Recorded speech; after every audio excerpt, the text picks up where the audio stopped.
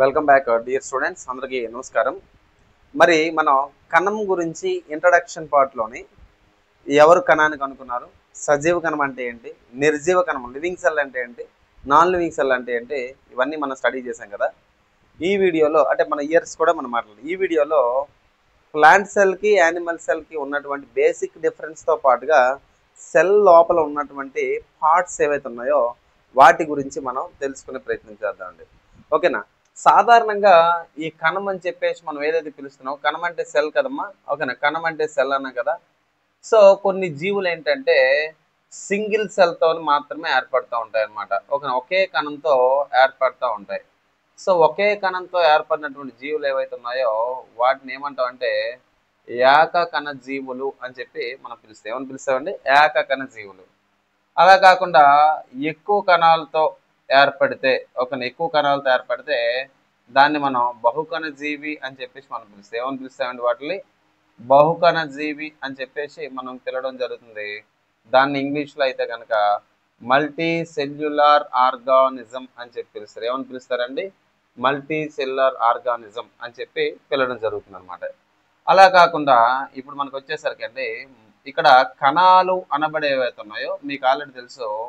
మొక్కలలో ఉండే కణాన్ని మనం ఏమని పిలుస్తాం అంటే వృక్ష కణం అని చెప్పి మనం పిలుస్తాం. అలాగే జంతువుల్లో ఉంటే, ఓకేనమ్మా, ఇది ఆల్రెడీ డిస్కస్ చేసాం కదా. సో జంతువుల్లో ఉంటే మనం ఏమని పిలుస్తాం అంటే జంతు కణం అని చెప్పి మనం పిలవడం జరుగుతుంది. అయితేనండి, ఇక్కడ ఈ కణం గురించి మనం మాట్లాడినప్పుడు సాధారణ వృక్ష కణానికి జంతు కణానికి ఉన్నటువంటి తేడా ఏంటి? సో బేసికల్గా ఇది ఒక కణం. రఫ్గా ఉన్నటువంటి డయాగ్రామ్ నేను వేస్తున్నాను. ఇది ఒక కణం.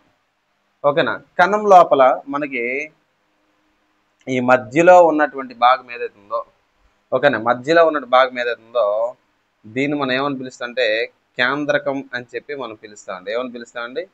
కేంద్రకం, లేదా దీన్నే మనం న్యూక్లియస్ అని చెప్పి మనం చదువుతాం. ఓకేనా.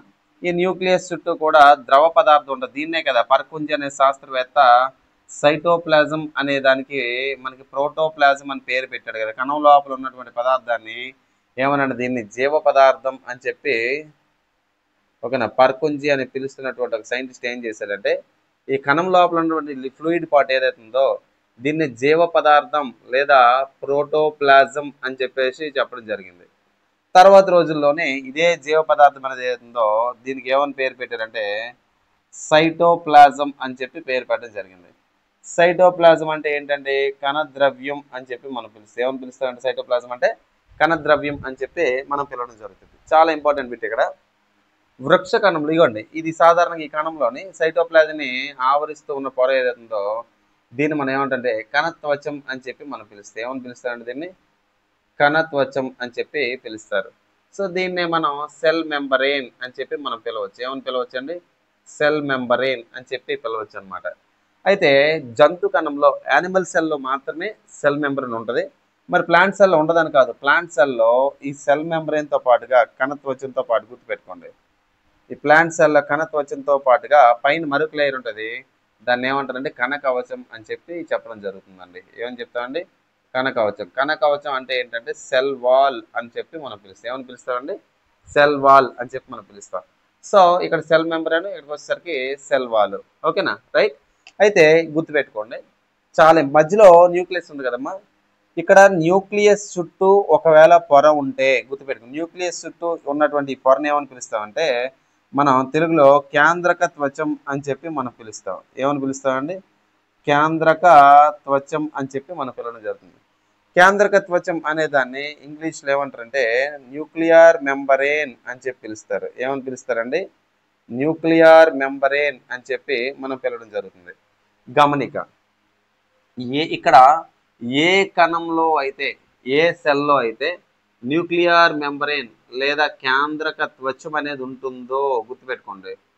ఎక్కడైతే కేంద్రక త్వచం లేదా న్యూక్లియర్ మెంబరేన్ అని ఉందో అలాంటి కణాన్ని మనం ఏమని పిలుస్తాం అంటే యూకారియోటిక్ సెల్ అని చెప్పి పిలుస్తారు. ఏమని పిలుస్తారండి? యూకారియోటిక్ సెల్ అంటారు.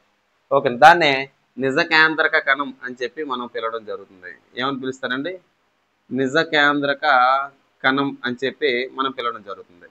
అలా కాకుండా, ఓకేనా, అలా కాకుండా మనకి న్యూక్లియర్ మెంబర్ అనేది ఒకవేళ ఆబ్సెంట్ అయ్యింది అంటే ఇక్కడ ఉన్నటువంటి న్యూక్లియర్ మెంబర్ అనేది ఆబ్సెంట్ అయిపోయింది. ఆబ్సెంట్ అయితే అలాంటి కణాన్ని ఏమంటారంటే కేంద్రక పూర్వ కణం అని చెప్పి పిలుస్తారు. ఏమని పిలుస్తారండి? కేంద్రక పూర్వ కణం అని చెప్పి పిలుస్తారు. దీన్నే మన ఇంగ్లీష్లో ప్రొకారియోటిక్ సెల్ అని చెప్పి పిలవచ్చండి. ఏమని పిలవచ్చండి? ప్రొకారియోటిక్ సెల్ అని చెప్పి మనం పిలవచ్చు.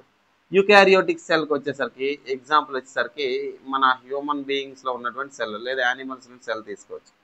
ఇక్కడ కేంద్రక పూర్వ ప్రొకారియోటిక్ అన్నాం. దీనికి ఎగ్జాంపుల్ ఆర్కీ బ్యాక్టీరియా ఇవన్నీ కూడా మనం తీసుకోవచ్చు అనమాట. ఓకేనా? బ్యాక్టీరియా మళ్ళా ఆర్కీ బ్యాక్టీరియా, ఓకేనా? ఆర్కీ బ్యాక్టీరియా వంటి కణాల్లో మనకి ఇక్కడ ప్రొకారియోటిక్ సెల్ అనేది మనకు కనబడతా ఉంది. అంటే కేంద్రక ఇక్కడ చుట్టూ న్యూక్లియర్ మెంబర్ అనేది ఉండదన్నమాట. అయితే ఇక్కడ గమనిక, ఏ కణంలో అయితే లేదా ఇక్కడ ఫస్ట్ తెలుసుకోవాల్సింది ఏంటంటే ఈ సైటోప్లాజం అని చదువుకున్నాం కదా, ఈ సైటోప్లాజంలో ఈ కణానికి సంబంధించినటువంటి భాగాలు అనేవి ఉంటాయి అన్నమాట. ఓకేనా? కణానికి సంబంధించిన భాగాలు ఉంటాయి. ఫర్ ఎగ్జాంపుల్ అంటే మనకి ఇక్కడ కణానికి సంబంధించిన భాగాల్లోనే ఇగోండి కణం చుట్టూ కూడా మరికొన్ని పార్ట్స్ ఇలా కనబడతా ఉంటాయండి. ఓకేనా? కణం చుట్టూ ఇలా కొన్ని పార్ట్స్ కనబడుతూ ఉంటాయి. ఈ పార్ట్స్ని ఏమంటారంటే గుర్తుపెట్టుకోండి, ఈ కణం లోపల ఉన్నటువంటి భాగాలు అంటే కణం లోపల చాలా భాగాలు ఉంటాయండి. ఓకే, ఇలా ఉంటాయి. కొన్ని చోట్ల వచ్చేసరికి ఇలా ఉంటాయి, కొన్ని చోట్ల వచ్చేసరికి ఇలా కొన్ని నిర్మాణాలు అనేవి మనకు కనబడుతూ ఉంటాయి అన్నమాట. ఓకేనా? కణం లోపల సైటోప్లాజం లోపల తేలుతూ ఉన్నటువంటి భాగాలని మనం ఏమని పిలుస్తామంటే సెల్ ఆర్గానిల్లిస్ అని చెప్పి మనం చెప్తాం. ఏం చెప్తామండి? సెల్ ఆర్గానిల్లిస్, లేదా దాన్నే మనం కణనాంగాలు అని చెప్పి పిలుస్తారు. ఏమని పిలుస్తారండి? కణనాంగాలు అంటారు, సెల్ ఆర్గానిల్లిస్. ఇప్పుడు ఎక్కడైతే న్యూక్లియర్ మెంబ్రేన్ చుట్టూ గుర్తుపెట్టుకోండి, ఎక్కడైతే న్యూక్లియస్ చుట్టూ ఇక్కడ న్యూక్లియర్ మెంబ్రేన్ ఉందో, ఏ కణంలో అయితే కేంద్రకం చుట్టూ కేంద్రక త్వచం ఉందో, ఒకవేళ ఇక్కడ కేంద్రక త్వచం ఉంటే ఈ కణంలో ఉన్నటువంటి ప్రతి కణం లోపల భాగం ఏంటి? కణనాంగాలు అన్నాం కదా. మనం ఏమనుకున్నాం? సెల్ ఆర్గానిల్స్ అన్నాం కదా. ఈ సెల్ ఆర్గానిల్స్ చుట్టూ కూడా మెంబ్రేన్ ఉంటుంది అనమాట. అంటే ఇక్కడ మెంబ్రేన్ ఉంటే ఇట్లా ఉన్నటువంటి పార్ట్స్ లో కూడా మెంబ్రేన్ ఉంటుంది, ఇక్కడ లేకపోతే మిగతా వాటికి ఉండదు అనమాట. అర్థమైందా? సో ఈ కేసు మీరు చాలా జాగ్రత్తగా గుర్తుపెట్టుకోవాలి.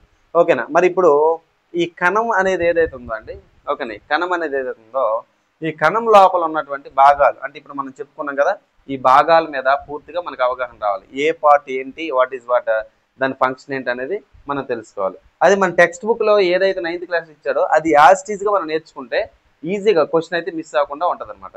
సో ఈ కణానికి సంబంధించినటువంటి కంప్లీట్ డయాగ్రామ్ ని మనం గమనించే ప్రయత్నం చేద్దాం. ఓకేనా? రైట్.